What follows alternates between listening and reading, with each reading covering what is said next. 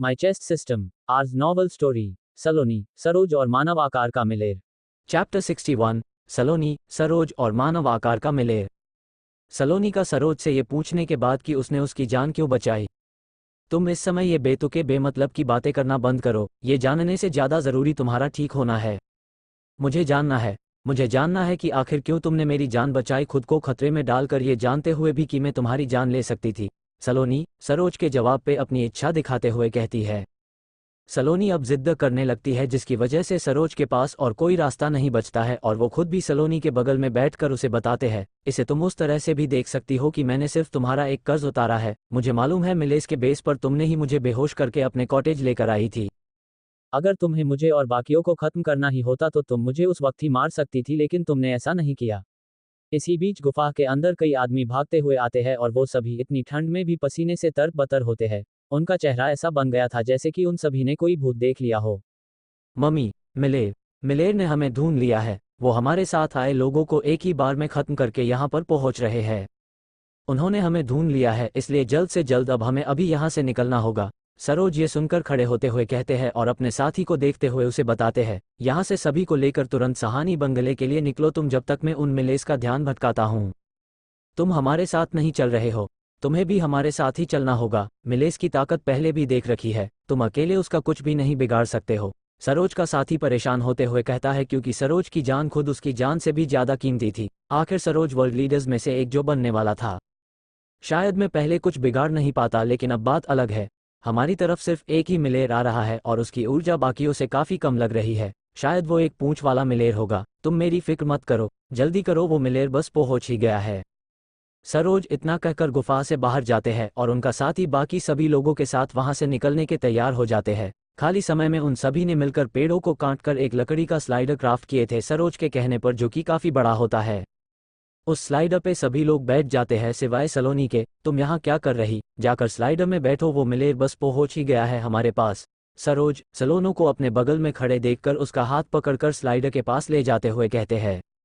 लेकिन सलोनी अपना हाथ छुड़ाती है सरोज के हाथों से और अपनी शक्ति को एक्टिवेट करते हुए कहती है, मुझे अपने पापा का बदला लेना है और इसके साथ ही मैं तुम्हें अकेला नहीं छोड़ सकती हूँ, क्योंकि तुमने भी मुझे मुसीबत के वक्त अकेला नहीं छोड़ा था। मैं बस हिसाब बराबर करना चाहती हूँ और कुछ नहीं।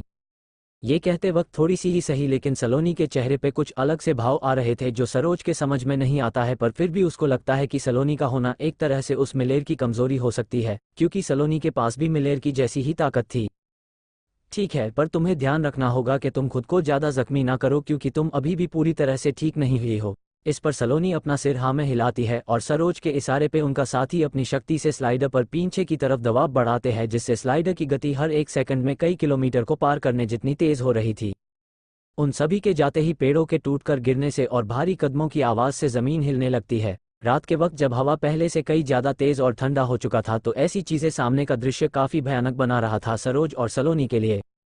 वो आ चुके हैं, तुम चौकन्ना रहना, वो कहीं से भी वार कर सकता है, सरोज ने सलोनी से कहा। पर तभी एक तेज हवा के झोंके की तरह एक इंसानी साइज का मिलेर सरोज के पीछे जा पहुंचता है और अपने पंच से सरोज को एक पंच दे मारता है, जिससे काफ़ी तेज आवाज़ होता है और सरोज कई पेड़ों को तोड़ते हुए एक पेड़ के अंदर जाकर धंस जाते हैं और उनके मुंह से भी खून निकलता है। इतना तेज और मजबूत पंच, इससे मेरी मौत तक हो सकती थी। अच्छा हुआ कि पहले से ही मैंने अपनी शक्ति से आसपास में ग्रेविटी में दबाव बना दिया था, जिससे मुझे ये पंच ज़्यादा घायल नहीं कर सका। सरोज खांसते हुए अपने मुंह का खून जमीन पे थूकते हैं, जिससे बर्फ में खून समा जाता है और एक बार फिर से अपनी पूरी ताकत का इस्तेमाल करते हुए अपने स्पेशल मूव का इस्तेमाल करते हैं, फुल ग्रेविटी कंट्रोल। सरोज के इस मूव से अब उड़ते हुए तेजी से मिलेर के पास पहुंचने लगते हैं। सलोनी, तुमने हमसे ही गद्दारी करके बहुत बड़ी गलती की है। हमने तुम्हें आधा इंसान रहने दिया और अपनी शक्ति दी ताकि तुम हमारी तरफ से इन इंसानों को खत्म करने में मदद करो, लेकिन लगता है कि अब तुम्हें मुझे मारने की ज़रूरत है। कोशिश करके देख लो, तुम घटिया घिनौने एलियंस ने मेरे पापा को मारा है, इसलिए मैं तुम्हें और पूरी मिलेर प्रजाति को अस्तित्व से ही खत्म कर दूंगी। सलोनी मिलेर को जवाब देकर अपनी पूरी गति से आगे बढ़कर अपना मुक्का मिलेर के चेहरे पे जड़ने के लिए घुमाती है। इसके साथ ही सरोज भी अपनी शक्ति से एक काफ़ी पावरफुल पंच बनाकर मिलेर के ऊपर मारते हैं, पर इसके बाद जो होता है ये देखकर सरोज और सलोनी दोनों की हालत ही काफ़ी ज़्यादा बुरी हो जाती है, क्योंकि वो मिलेर अपने जगह से एक इनके भी नहीं हिलता है और अपनी डरावनी नज़रों से उन दोनों को ही देखते हुए कहता है, कमज़ोर इंसान, तुम्हें इससे बेहतर करना होगा। अगर तुम दोनों मुझे एक खरोच भी पहुंचाना चाहते हो तो, पर ऐसा होने वाला नहीं है क्योंकि मैं तुम दोनों को उससे पहले ही खत्म कर दूंगा। मिलेर अपने दोनों हाथों से सलोनी और सरोज के गले को पकड़कर ऊपर की तरफ उठाने लगता है। इससे पहले कि उन दोनों की सांसें टूटने लगती, सरोज अपने एक हाथ को हवा में लहराते हैं, जिससे भारी प्रेशर मिलेर के ऊपर जाता है। उससे मिलेर का हाथ ढीला पड़ जाता है और वो पीछे की तरफ बर्फ में फिसलते हुए जाने लगता है। तुम ठीक तो हो ना? तुम्हें यहाँ से जाना चाहिए, नहीं तो हम दोनों ही मारे जाएंगे। सरोज सलोनी को उठाते हुए कहते हैं क्योंकि सलोनी उठ नहीं पा रही होती है और ठीक से सांसें भी नहीं ले पा रही होती है। मैं ठीक हूँ, मुझे अपनी पूरी ताकत का इस्तेमाल करना होगा अगर हमें इससे छुटकारा चाहिए तो। इतना कहकर सलोनी खड़ी होती है और पूरी तरह से ट्रांसफॉर्म होने के बाद उसके पास भी किसी एक पूंछ वाले मिलेर की जितनी ताकत आ जाती है। देखते ही देखते सलोनी अचानक से सरोज के नज़रों से गायब हो जाती है और ठीक सरोज के सामने आकर खड़ी हो जाती है, पर वहां पर सिर्फ सलोनी ही नहीं बल्कि वो मिलेर भी होता है जो फिसलते हुए काफ़ी दूर निकल चुका था। सलोनी ने मिलेर के हाथों को पकड़ रखी थी क्योंकि उस मिलेर ने काफ़ी तेज़ हमला दोबारा से किया था जिसका एहसास सरोज को होता तक भी नहीं है। तुम हम जैसी होकर किसी आम इंसान की जान नहीं बचा सकती हो, मिलेर ने कहा। सलोनी जवाब नहीं देती है और अपने लात से मिलेर के पेट पे मारती है जिससे मिलेर ऊपर की तरफ उठ जाता है, जिस पर सलोनी मिलेर को एक और पंच मारती है, पर इस बार के पंच में ज़्यादा ताकत थी जिससे कान फाड़ देने वाला टकराव की आवाज़ निकल रही होती है। मिलेर अब ऊपर आसमान की तरफ ही उड़ते हुए जा रहा होता है। सलोनी एक काफ़ी ऊंची छलांग लगाती है जिससे नीचे की ज़मीन में दरार आ जाता है और सलोनी पलक झपकते ही मिलेर के ऊपर पहुंच जाती है।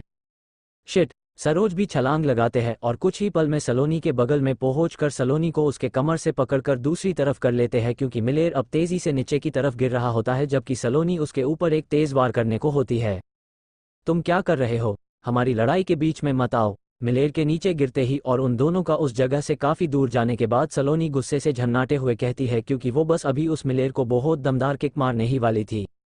मगर सरोज की आंखें फटी देखकर सलोनी भी उसी तरफ अपनी नज़र घुमाती है जहां पर सरोज देख रहे होते हैं। तभी उसे दिखाई देता है कि ज़मीन तेज़ी से फटते जा रहा होता है और जहां पर मिलेर गिरा था वहां पर एक गहरा और काफ़ी बड़ा गड्ढा हो चुका था।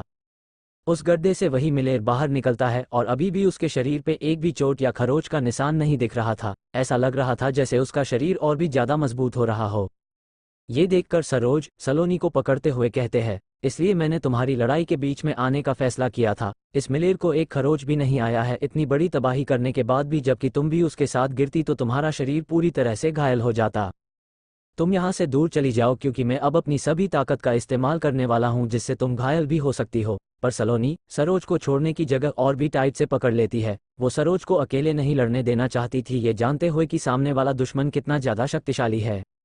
सरोज जबरदस्ती सलोनी को खुद से अलग करता है और अपनी पूरी शक्ति का इस्तेमाल करते हुए वो धीरे धीरे करके हवा में उड़ने लगते हैं। जमीन पर परछाई की तरह कुछ फैलने लगता है। सभी चीजें अब ऊपर की तरफ उड़ने लगता है जिसमें वो सभी चट्टानें और टूटे हुए पेड़ होते हैं।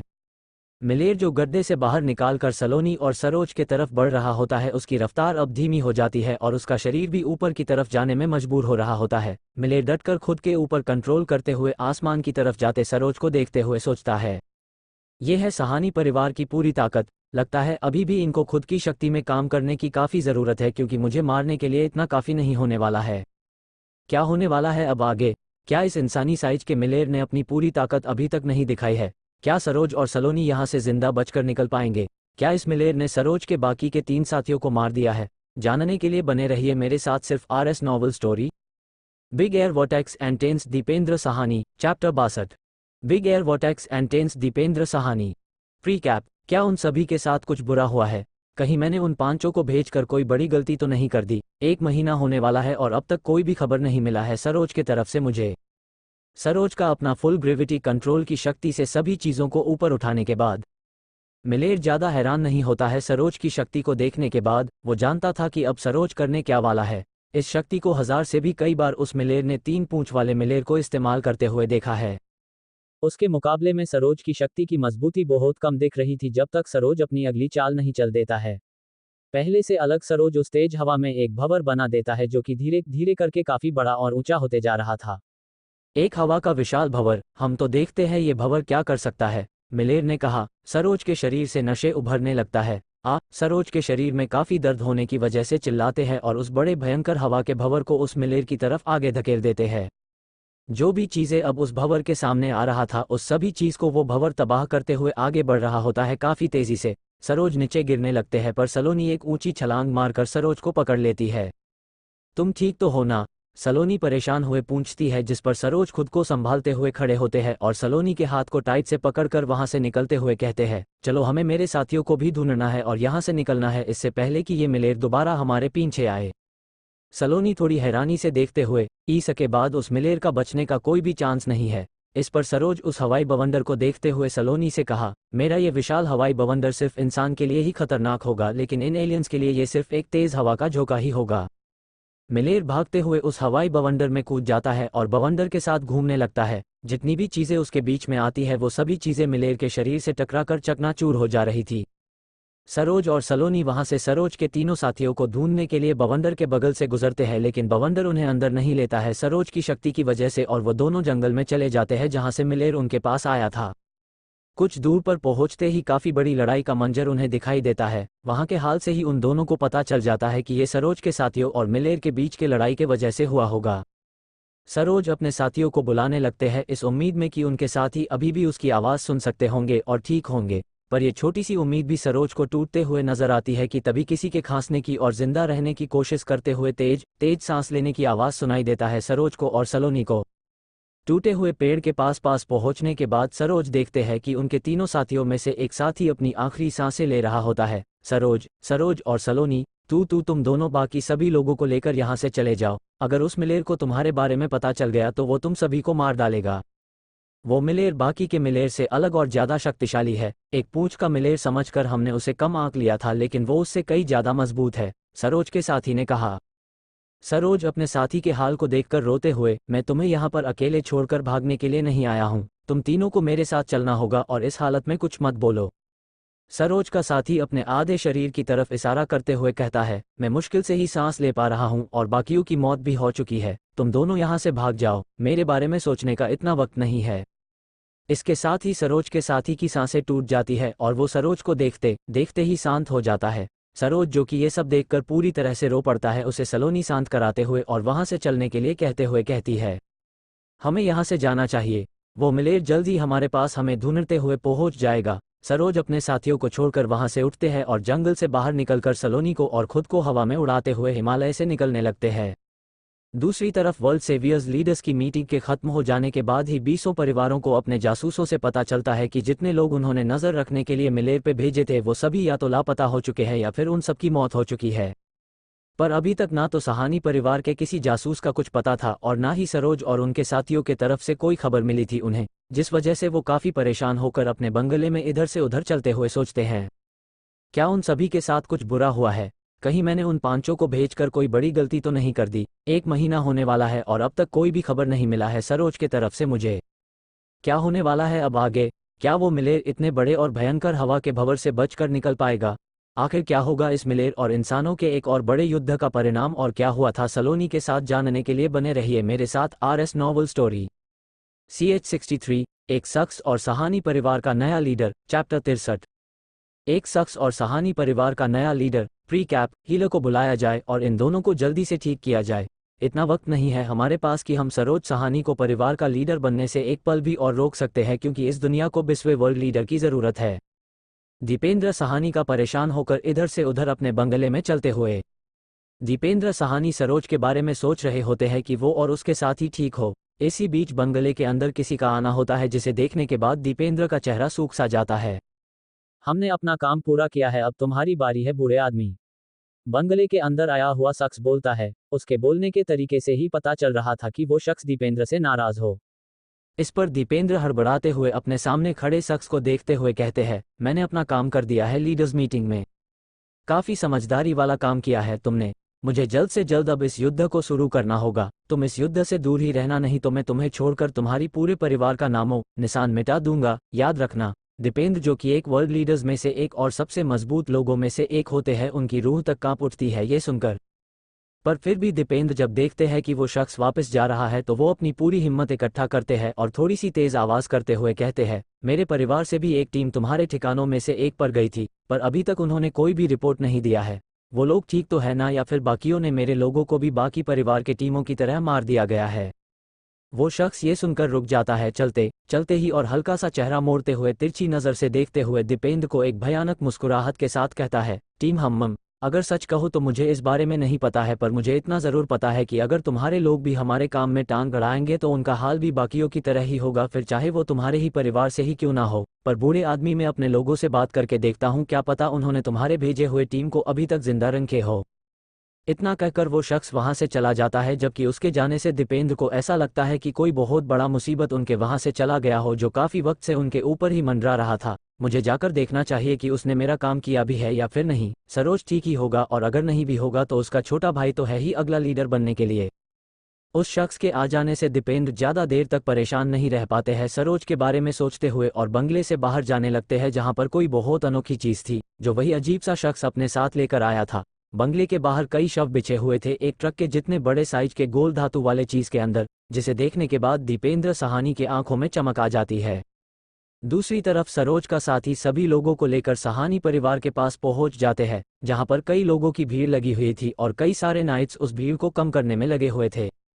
जबकि नाइट्स इस चीज के बारे में एक दूसरे से पूछ रहे होते हैं और बाकी के परिवारों को इन्फॉर्म कर रहे थे कि सहानी परिवार के लीडर की मौत हो चुकी है। ये खबर कई लोगों को हैरान कर देने वाली थी।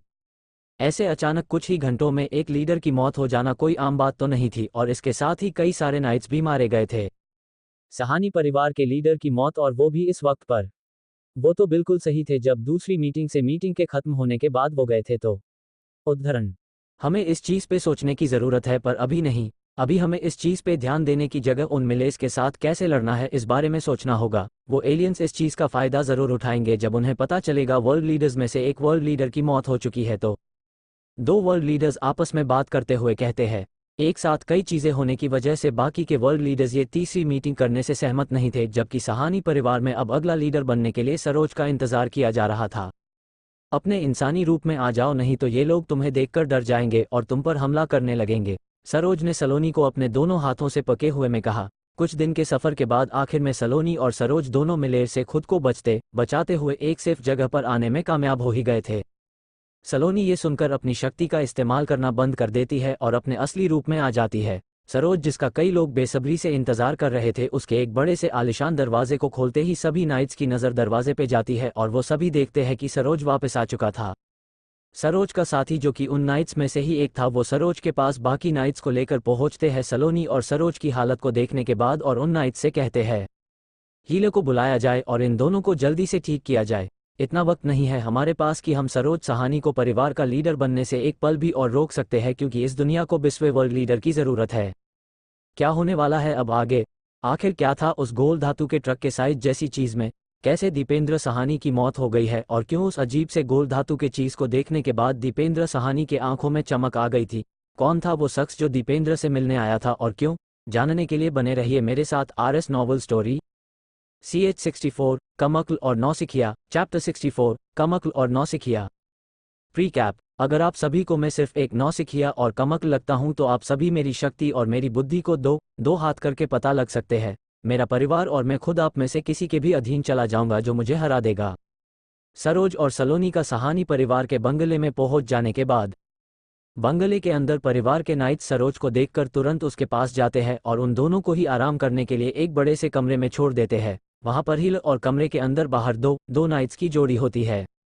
तुम दोनों ने काफी दिन लगा दिए आने में, पर यह अच्छा लगा देख कर के तुम दोनों ही ठीक हो, सरोज के साथी ने कमरे के अंदर आते हुए कहा। वो एक नाइट था बाकियों की तरह ही। सरोज के सभी घाव ठीक हो चुके थे, इसलिए वो उठकर बैठते हुए वहां के नाइट्स और हीले को देखते हुए कहते हैं, इतनी सिक्योरिटी और इन लोगों के चेहरे पहले से अलग लग रहे हैं। यहाँ पर कुछ हुआ है क्या जिस वजह से ये सब इतनी अजीब हरकतें कर रहे हैं? सरोज ने पूछा। इस पर हीलस बिना कुछ बोले ही कमरे से बाहर चले जाते हैं, ये जानते हुए कि अब सरोज को उनके पिता के बारे में जानने का वक्त आ चुका है। यहाँ पर कुछ बहुत बड़ा और हैरान कर देने वाली चीज़ हुई है जिस वजह से इन सभी ने ऐसे चेहरे बना रखे हैं। नाइट्स कुछ भी नहीं कर पाए उन्हें बचाने के लिए। सरोज को इतना तो पता चल चुका था कि किसी ना किसी की मौत हुई है जो इस परिवार में काफ़ी मायने रखता था। क्या हुआ है, साफ साफ बताओ मुझे, सरोज ने कहा, जिस पर वो नाइट जवाब देता है, तुम्हारे पिता और सहानी परिवार के लीडर की मौत हो चुकी है। ये कुछ आश्चर्यजनक था। सरोज की आंखें बड़ी बड़ी हो जाती है और भौहें ऊपर की तरफ उठ जाती है। सरोज के दिमाग में उसी वक्त अब कई चीजें चलने लगती है, उसके दिमाग में कई ख्याल उमड़ने लगता है। वो खुद से ही सवाल और जवाब करने लगता है। मौत हो गई, पिताजी की मौत हो गई। नहीं नहीं, ये झूठ है। पिताजी की मौत ऐसे ही थोड़ी ना हो सकती है। लेकिन अगर उनकी मौत हो गई है तो उन्हें किसने मारा होगा? क्या ये कोई कत्ल था या पिताजी की मौत? इतना कहते हुए वो रुक जाता है क्योंकि सरोज के बगल वाले बेड पे जो लेती हुई थी वो सरोज को झंझोरते हुए उसके ख्यालों से बाहर निकालते हुए बोलती है, सरोज होश में आओ, होश में आओ सरोज। तुम्हारे पिता जा चुके हैं और ऐसे तुम्हारे सदमे में जाने से तुम्हारे इतने बड़े परिवार को संभालने वाला कोई भी नहीं बचेगा। तुम्हें खुद को और अपने इस परिवार को संभालना होगा। सलोनी को अपने पास देखकर और अपने ख्यालों से बाहर आते हुए सरोज अपने इमोशंस को बाहर निकालने लगते हैं अपने आंखों के आंसुओं के जरिए और भरे गले से सलोनी को पकड़कर गले लगाते हुए कहते हैं, पिताजी मुझे अकेला छोड़कर इतनी बड़ी जिम्मेदारी देकर जा चुके हैं। सलोनी मैं अब क्या करूं? ये सब मेरी वजह से ही हुआ है। अगर मैं उनके साथ ही रहता तो वो अभी जिंदा होते। सरोज सिसकने लगते हैं और सलोनी सरोज का पीठ सहलाते हुए प्यार से कहती है, इसमें तुम्हारी कोई गलती नहीं है। तुम तो इन सभी चीज़ों से अनजान थे, पर अब तुम किसी भी चीज़ से अनजान नहीं हो और तुम्हारे ऊपर पूरे परिवार के साथ इस दुनिया को भी संभालने की जिम्मेदारी आ चुकी है। तुम बहुत अच्छे और स्ट्रांग हो। जैसे तुमने मुझे उस मिलेर से बचाया था, ठीक वैसे ही तुम बाकियों को भी इस युद्ध से और मिलेर से बचा लोगे। मुझे तुम पर पूरा भरोसा है और मैं तुम्हारे साथ तुम्हें संभालने के लिए हमेशा तुम्हारे साथ खड़ी हूँ। ये मेरा वादा है। वो सभी नाइट्स अपनी आंखें सरोज और सलोनी से हटा लेते हैं क्योंकि उन्हें किसी ऐसी वैसी चीज़ों में अपनी नज़र घुमाने का शौक नहीं था। सरोज खुद को संभालते हुए सलोनी के साथ बिस्तर से उतरते हैं और हुक्म देते हुए कहते हैं, परिवार का लीडर और गद्दी लेने से पहले मुझे बाकी के वर्ल्ड लीडर से ज़रूरी बात करनी है, इसलिए हो सके तो मिस्टर कसीस को कम से कम बंगले पे सूचना भेजकर बुला लिया जाए। कमरे से बाहर जाने से पहले नाइट्स ने कहा, जो हुक्म। अगले कुछ घंटों के अंदर ही सरोज और बाकी सभी लीडर्स सरोज के बंगले में पहुंच जाते हैं सरोज की सूचना को पढ़कर। हमें खेद है कि हम आपके पिता को नहीं बचा पाए। इसके साथ ही हम सभी आपका इस लीडर्स के टेबल पर स्वागत करते हैं, कशिश कपूर ने कहा, जिस पर सरोज कहता है, मानता हूं मैं कि पिताजी की मौत हो चुकी है पर इसमें आपकी कोई गलती नहीं थी, इसलिए आप सबको माफ़ी मांगने की ज़रूरत नहीं है। मैंने आप सभी को इसलिए बुलाया है क्योंकि मुझे कुछ आप सभी को बताना है। अब से मैं नया वर्ल्ड लीडर हूं सहानी परिवार से, इसलिए लीडर होने की वजह से मैं चाहता हूं कि इस मिलेर और इंसानों की लड़ाई में आम लोगों को कुछ ना हो, आम नागरिकों को इस लड़ाई से दूर रखा जाए और सुरक्षित भी। इसी बीच सरोज की बात काटते हुए एक लीडर बोलते हैं, तुम अभी भी एक कम उम्र में ही बने हुए लीडर हो और तुमसे उम्मीद भी क्या ही की जा सकती थी। हमने पहले ही आम लोगों को सुरक्षित रखने के लिए वो सब कुछ कर लिया है जो हमें करना चाहिए था। अगर तुम हम सभी यहाँ पर सिर्फ इसी चीज़ के लिए बुलाए हो तो ये सिर्फ हमारी वक्त की बर्बादी होगी और कुछ नहीं। साफ साफ पता चल रहा था इस लीडर की बातों से और लीडर्स के नज़रिए से कि सरोज को उन लीडर्स के टेबल पर एक लीडर की जगह सिर्फ एक कम उम्र का युवक माना जा रहा था जो लीडर के मौत के बाद परिवार में कोई लीडर होने की ना वजह से वो लीडर बन चुका है। अगर आप सभी को मैं सिर्फ एक नौसिखिया और कमक लगता हूं तो आप सभी मेरी शक्ति और मेरी बुद्धि को दो हाथ करके पता लग सकते हैं। मेरा परिवार और मैं खुद आप में से किसी के भी अधीन चला जाऊंगा जो मुझे हरा देगा। सरोज काफ़ी शांति से कहते हैं, लेकिन एक अजीब सी फोर्स अब सरोज के शरीर से निकल रही होती है। ये सरोज की शक्ति थी जो हल्की सी आक्रामक होने की कोशिश कर रही थी, पर तभी एक बिजली की लाइन सरोज के शरीर के आसपास घूमने लगती है और कशिश कपूर कहते हैं सभी को शांत करते हुए, ये लड़ने का वक्त नहीं है। सरोज जो कि सहानी परिवार के नए लीडर है, अब उन्होंने पहले ही अपनी काबिलियत टेस्ट में दिखा चुके हैं और उनके टेस्ट के रिजल्ट्स हम सभी को अच्छे से पता है, इसलिए आप सभी सरोज सहानी को भी एक वर्ल्ड लीडर की तरह ही ट्रीट करेंगे। हमारे आपसी संबंध बिगड़ने से बड़ी परेशानी हो सकती है। क्या होने वाला है अब आगे? क्या बाकी के वर्ल्ड लीडर्स सरोज से नफरत करते हैं उसका बाकियों से ज़्यादा काबिल होने की वजह से? आखिर क्यों सरोज ने इन सभी को बुलाया है? क्या सरोज को कोई ज़रूरी बात करनी है? क्या हुआ था अभय और सलोनी के साथ जानने के लिए बने रहिए मेरे साथ सिर्फ RS novel story CH65 slayer spirit और अफवाहें चैप्टर 65। स्लेयर स्पिरिट और अफवाहें प्री कैप। वो औरत कौन है जिसे आप अपने साथ लाए हैं? वो हर वक्त आपके साथ ही रहती है, इससे सभी लोगों को ऐसा लग रहा है कि वो आपकी दूसरी पत्नी है। क्या आप मुझे इस बारे में समझाना चाहेंगे या मैं भी बाकियों की तरह ही इन अफवाहों पर भरोसा कर लूँ? कशिश कपूर का सरोज और बाकी लीडर्स के बहस के बीच में आने के बाद सरोज को लीडर्स के टेबल पर बैठे लीडर्स सिर्फ एक नौसिखिया समझने लगते हैं, इसके साथ ही एक कमज़ोर व्यक्ति भी। पर जब सरोज की शक्ति आक्रामक होने लगती है तो कशिश अपने बिजली के बोल से माहौल को शांत करते हुए बाकी लीडर्स से सरोज को भी एक लीडर की तरह ही ट्रीट करने के लिए कहते हैं।